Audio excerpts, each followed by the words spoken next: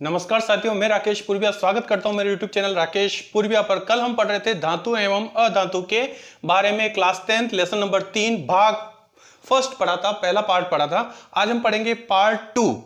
क्या पढ़ेंगे? पार्ट 2 पढ़ेंगे हम, लेसन 3 धातु एवं अधातु। कल जो पढ़ा था हमने धातु अधातु में, मैंने आपको धातु के भौतिक गुण बताए थे और अधातु के भी भौतिक गुण बताए थे। आज मैं पढ़ाऊंगा आपको धातु के रासायनिक गुण। तो बहुत ही महत्वपूर्ण बिंदु बताऊंगा, इनको आप ध्यान से समझिएगा मेरे YouTube चैनल राकेश पूर्विया पर। और जिन लोगों ने चैनल को सब्सक्राइब नहीं किया, आज ही तुरंत चैनल को सब्सक्राइब कर दीजिए। तो चलिए शुरू करते हैं हम धातुओं के रासायनिक गुण। तो मैं आपको समझाऊंगा धातुओं के रासायनिक गुण। धातुओं के रासायनिक गुण बहुत ही महत्वपूर्ण है, इनको आप ध्यान से समझिए। जैसे मैं धातु की क्रिया ऑक्सीजन से करवाऊं, धातु की क्रिया किससे हो जाए? ऑक्सीजन के साथ हो जाए। ध्यान समझिए, धातु की क्रिया किससे करवा रहा हूं मैं?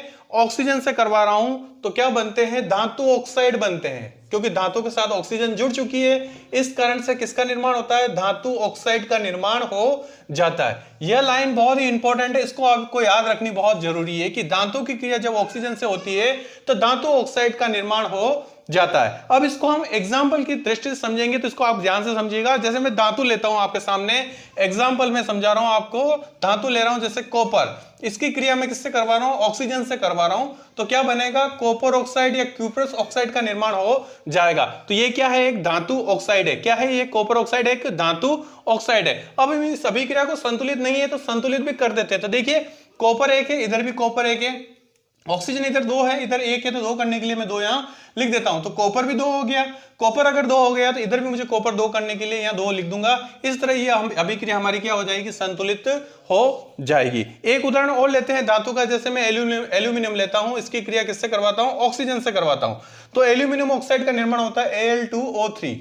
ये एल्यूमिनियम ऑक्साइड का फॉर्मूला होता है Al2। ये याद रखना पड़ेगा आपको, Al2O3 एल्यूमिनियम ऑक्साइड का क्या होता है? फॉर्मूला होता है। तो ये क्या हो गया? एक धातु ऑक्साइड है। ये भी क्या है? एल्यूमिनियम ऑक्साइड भी क्या होता है?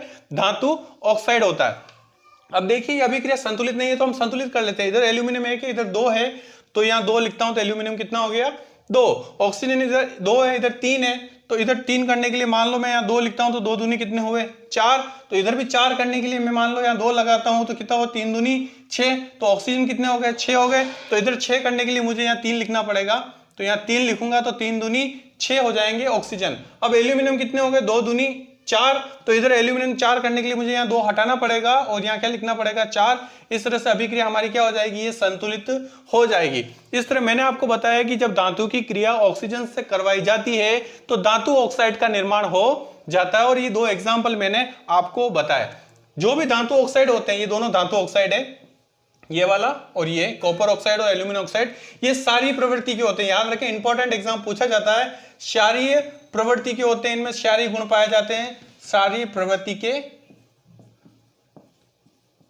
होते हैं। कौन सी प्रवृत्ति के होते हैं? क्षारीय प्रवृत्ति के होते हैं धातु ऑक्साइड। याद रखें, धातु ऑक्साइड क्या होते हैं?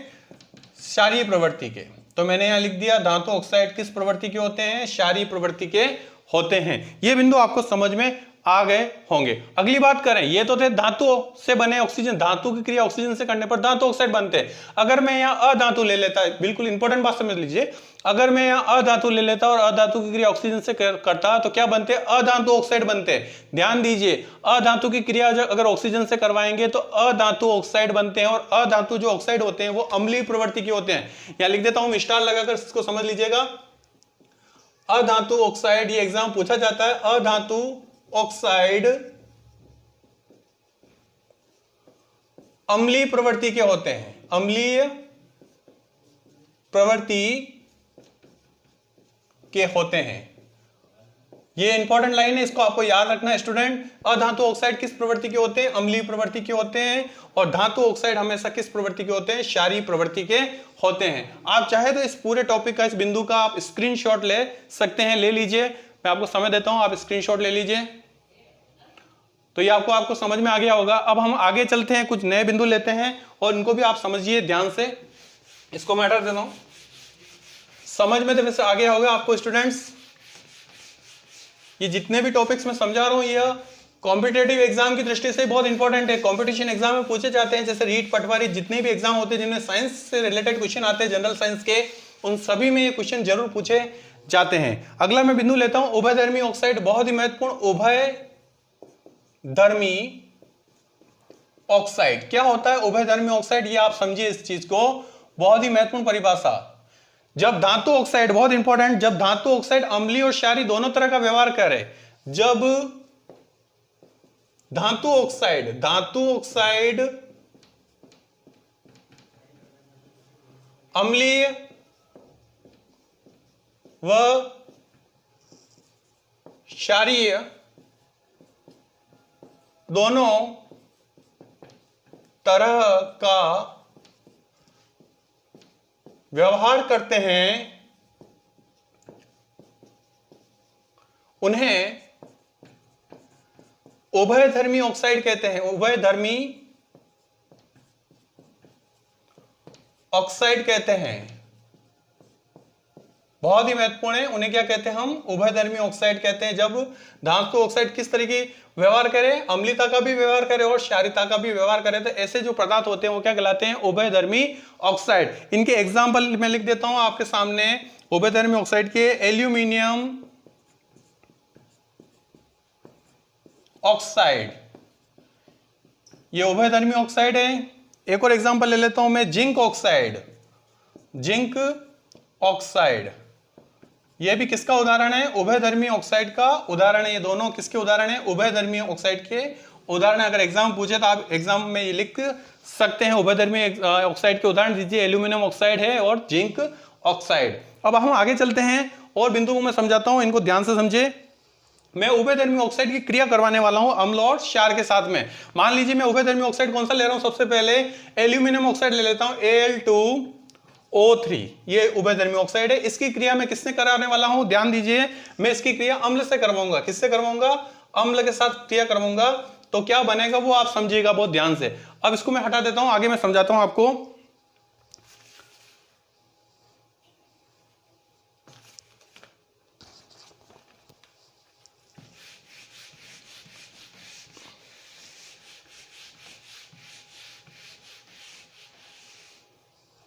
देखिए मैं उभयधर्मी ऑक्साइड लेता हूं, एक उदाहरण लेता हूं उभयधर्मी ऑक्साइड का, Al2O3। वापस ले लेता हूं Al2O3, ये उभयधर्मी ऑक्साइड है। हम जानते हैं उभयधर्मी ऑक्साइड अम्लीय व्यवहार भी करते हैं और क्षारीय व्यवहार भी करते हैं। पहले अम्लीय प्रवृत्ति लेके करता हूं इसकी। मान लीजिए ये कर लेता हूं, मान लो क्षारीय ले लेता हूं मैं, क्षारीय प्रवृत्ति, इसको मान लेते हैं अम्लीय प्रवृत्ति। ये दोनों उभयधर्मी ऑक्साइड है। Al2O3 क्या होता है? उभयधर्मी ऑक्साइड जो क्षारीय गुण भी दर्शाते हैं और अम्लीय गुण भी दर्शाते हैं। मान लो ये ले लिए जो मैंने Al2O3, इसकी क्रिया मैं किससे करवा रहा हूं? अम्ल से करवा रहा हूं, HCl से। HCl क्या होता है? अम्ल से क्रिया करवा रहा हूं। तो हम जानते हैं जब क्षार की क्रिया अम्ल से होती है तो लवण व जल बनते हैं। क्या बनते हैं? लवण और जल का निर्माण होता है। तो यह लवण कौन सा बनेगा? Al2Cl3 और साथ में जल का निर्माण हो जाएगा H2O। देखिए ये लिया मैंने अम्लीय प्रवृत्ति, इसकी क्रिया में क्षार से करवा देता हूं, NaOH। ये क्षार होता है, हम जानते हैं, पहले लेसन में हमने पढ़ा था। क्रिया होने पर हम जानते हैं क्या बनता है? लवण व जल, क्योंकि ये अम्ल है और ये क्षार है तो लवण व और जल का निर्माण होगा। तो यहां लवण कौन सा बनता है? NaAlO2 प्लस जल H2O। इसको बोलते हैं सोडियम एल्यूमिनेट। बहुत इंपॉर्टेंट एग्जाम पूछा जाता है फॉर्मूला, सोडियम एल्यूमिनेट। क्या कहा जाता है इसको? सोडियम एल्यूमिनेट कहा जाता है। NaAlO2 को सोडियम एल्यूमिनेट कहा जाता है और जल का निर्माण हो जाता है। अभी आप ध्यान से देखिए, पहले हमने लेसन जो पढ़ा था, मैंने आपको उदासीनीकरण अभिक्रिया बताई थी। मैंने आपको बोला था जब अम्ल और क्षार आपस में क्रिया करते तो लवण और जल का निर्माण होता है। तो यहां देखिए ये अम्ल हो गया, ये क्षारीय प्रवृत्ति वाला धातु ऑक्साइड हो गया हमारा। ये देखिए अम्लीय प्रवृत्ति वाला भी धातु ऑक्साइड हो गया। ये क्या हमारा? क्षार। दोनों अम्ल और क्षार क्रिया करते तो लवण व जल, अम्ल और क्षार क्रिया करते तो लवण व जल का निर्माण हो जाता है। तो ये दोनों मैंने आपको बताया, Al2O3 और Al2O3 हमेशा उभयधर्मी ऑक्साइड कहलाते हैं, क्योंकि अम्लीय व्यवहार भी दर्शाते हैं और क्षारीय व्यवहार भी दर्शाते हैं। कब दर्शाएंगे? जब ये क्षारीय व्यवहार दर्शाएंगे। कब दर्शाएंगे? जब इसकी क्रिया अम्ल से करवाएं। और अम्लीय व्यवहार कब दर्शाएंगे? जब इसकी क्रिया किससे करवाई जाए? क्षार से क्रिया करवाई जाए, तो लवण व जल का निर्माण हो जाता है। इन अभिक्रियाओं को हम उदासीनीकरण अभिक्रिया भी कहते हैं, जो हमने पिछले लेसन में पढ़ लिया थी। अब आगे मैं आपको बता देता हूं, इनको संतुलित भी तो करना है हमें। देखिए एल्यूमिनियम 2 है, इधर एल्यूमिनियम 1 है तो 2 कर देते हैं, 2 हो गया। तो क्लोरीन कितने हो गए, 3 दूनी 6, तो हमको यहाँ 6 करने के लिए यहाँ 6 लिख देते हैं, क्लोरीन 6 हो गए। तो हाइड्रोजन कितने हो गए, 6, तो हाइड्रोजन 6 करने के लिए मैं यहाँ 3 दूनी 6 कर देता हूं। तो ऑक्सीजन कितने हो गए, 3, इधर ऑक्सीजन ऑलरेडी कितना है, 3, ये संतुलित हो गई हमारी। इसको भी संतुलित कर लेते हैं। देखिए स्टूडेंट ध्यान से देखिए, आप बहुत ध्यान से समझना इसको। एल्यूमिनियम 2 है, इधर एल्यूमिनियम 1 है, इधर 2 कर देते हैं, ये 2 हो गया। सोडियम कितना, 2, तो ये सोडियम कितना हो गया, 2 हो गया। ऑक्सीजन कितने हैं यहाँ, 2 दूनी 4, इतना, इधर कितने हैं, 3 और 2 5, तो 2 दूनी 4 और 1 5 ऑक्सीजन हो गए। हाइड्रोजन कितने, 2, तो ये देखिए हाइड्रोजन 2, ये हमारी अभिक्रिया क्या हो गई, संतुलित हो गई। इस तरह आपको ये समझ में आ गया होगा। अब मैं कुछ उदाहरण और समझा देता हूं, इनको मैं हटा देता हूं, आप चाहें तो स्क्रीनशॉट इसका भी ले लीजिए। देखिए आगे में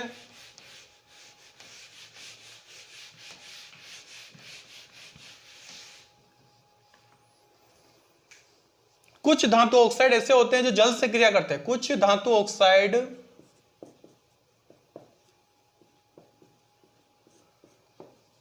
जल से भी क्रिया करते हैं, पानी से, यह भी आप समझ लीजिए, यह भी महत्वपूर्ण है। कुछ धातु ऑक्साइड क्या करते हैं, जल से क्रिया करते हैं। जैसे मैं ले लेता हूं सोडियम ऑक्साइड, यह भी एक धातु ऑक्साइड, इसकी क्रिया मैं जल से करवा रहा हूं। और एक ले लेता हूं पोटेशियम ऑक्साइड, इसकी क्रिया भी मैं किससे करवा रहा हूं, जल से करवा रहा हूं। तो देखिए कुछ धातु ऑक्साइड जब जल से क्रिया करते हैं तो किसका निर्माण होता है, इसमें बन जाएगा सोडियम हाइड्रोक्साइड NaOH का निर्माण हो जाएगा, और इसमें क्रिया होने पर क्या बन जाएगा, KOH पोटेशियम हाइड्रोक्साइड का निर्माण हो जाएगा। बहुत ही महत्वपूर्ण है।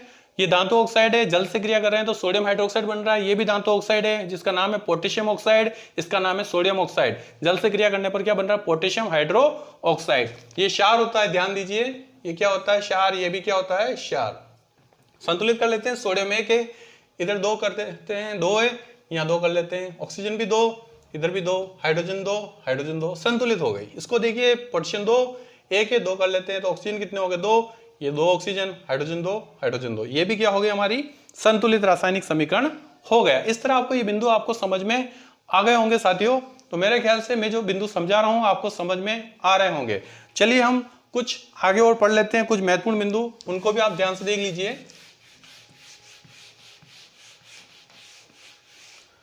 जो एनसीईआरटी की बुक में दे रखे हैं, बहुत महत्वपूर्ण बिंदु, इनको आप ध्यान समझिए। मैं स्टार लगाते हुए लिखता हूं, बहुत ही महत्वपूर्ण पहला बिंदु लिखता हूं स्टार लगा के। देखिए पहला बिंदु ध्यान समझिए, मैग्नीशियम, एल्यूमिनियम, लेड और ये जिंक, अगर इनकी क्रिया, इन सब की क्रिया, या तो मैग्नीशियम ले या एल्यूमिनियम ले या लेड ले या जिंक ले, इनकी क्रिया किससे करवा दी जाए, इनकी क्रिया O2 के साथ, यानी कि ऑक्सीजन के साथ हम क्रिया करवा दें, तो क्या होगा, मैग्नीशियम के ऊपर ऑक्सीजन की परत चढ़ जाएगी, ध्यान दीजिए, और एल्यूमिनियम के ऊपर भी ऑक्सीजन की परत चढ़ेगी, लेड के ऊपर भी ऑक्सीजन की परत चढ़ेगी, और जिंक के ऊपर भी ऑक्सीजन की परत चढ़ जाएगी। जब ये ऑक्सीजन की परत चढ़ जाती है तो क्या होता है, ये धातु ऑक्साइड बन जाते हैं। और ये जो धातु ऑक्साइड होते हैं बहुत ही सुरक्षित रहते हैं। क्यों रहते हैं, क्योंकि धातु की ये रक्षा करते हैं। ऑक्सीजन की परत जब इनके ऊपर चढ़ जाती है तो वो धातु की क्या करती है, रक्षा करती है। तो मैग्नीशियम की क्रिया ऑक्सीजन के साथ, एल्यूमिनियम की क्रिया ऑक्सीजन के साथ, लेड की क्रिया ऑक्सीजन के साथ हो जाए, जिंक की क्रिया ऑक्सीजन के साथ हो जाए, तो ऑक्सीजन की परत इनके ऊपर चढ़ जाती है, जिससे धातु की क्या होती है, रक्षा होती है। क्या होती है, धातु की रक्षा होती है। मैंने बता दिया, आपको समझा दिया, धातु की रक्षा होती है। सेकंड बिंदु आपको समझाता हूं, जो आयरन होता है, लोहा का दहन नहीं हो सकता, दहन नहीं होता है। बहुत ही महत्वपूर्ण बिंदु, इसको याद रखना पड़ेगा आपको कि लोहा जो होता है उसका दहन नहीं किया जा सकता, उसको जलाया नहीं जा सकता। लेकिन एक बात और, लोहे का जो चूर्ण होता है, लोहे का चूर्ण, इसका दहन हो जाता है, इसका दहन हो जाता है, लोहे का चूर्ण का दहन आसानी से हो जाता है, लेकिन आयरन का दहन नहीं होता है। मतलब लोहा अगर वो आपको टुकड़ा लिया जाए तो उसका दहन नहीं किया जा सकता, लेकिन लोहे का बुरादा लिया जाए तो उसका दहन आसानी से हो जाता है, मतलब वो जल जाता है। आपको बिंदु समझ में आ गया।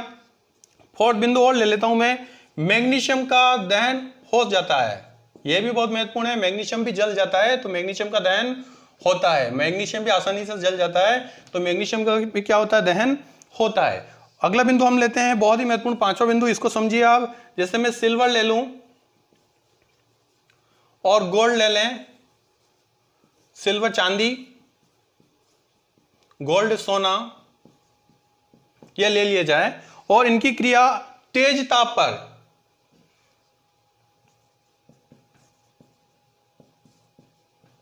तेज ताप पर भी ऑक्सीजन से क्रिया नहीं करते हैं, क्रिया